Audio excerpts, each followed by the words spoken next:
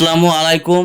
তো দেখতে পাচ্ছেন আমি রাজা এবং রঞ্জু ভাই তিনজন মিলে একটা খাট বুয়ে নিয়ে আসছি। কারণ হচ্ছে রাজা বাদশাহ দাদু আজকে গত হয়ে গেছেন, যিনি আমাদের মধ্যে নেই। তো আজকে আমাদের পাড়ায় বা আমাদের গ্রামের শোকের ছায়া।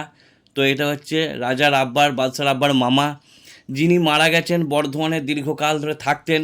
তিনি পোস্ট অফিসে চাকরি করতেন এবং উচ্চগ্রামেও বহুদিন কাটিয়েছেন, এবং যখন আসতেন অনেক দিন ধরেই আসতেন এবং সমস্ত উচ্চগ্রামের মানুষের সঙ্গে ভালোবাসা, আন্তরিকতা, ওঠা বসা, মিলামেশা। হয়তো সকলেই চিনেন না, আবার বহু মানুষ ওনাকে চিনেন। পুরনো মানুষ, অনেক দিনের মানুষ।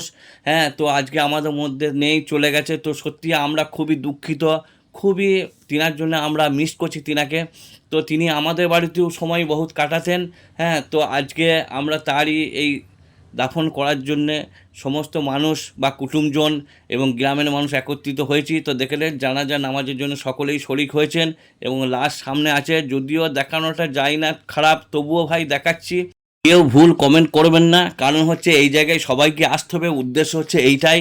তাই আমরা জীবনে ইচ্ছাকৃত ভুল ত্রুটি করব না। কারণ হচ্ছে আমরা যে যতই পালন হয়, যে যতই কোটিপতি হয়, যে যতই গরিব হয়, আমাদেরকে এই জায়গাতে একদিন আসতেই হবে। তাই আমরা চেষ্টা করব যাতে ভালো কাজ করে এই জায়গায় যেতে পারি, কেন মানুষের জীবনে ভুল ত্রুটি আছে ভাই। তো যিনি মারা গেছেন তিনার নাম হলো মরহুম মীর আল্লাহ রাখা।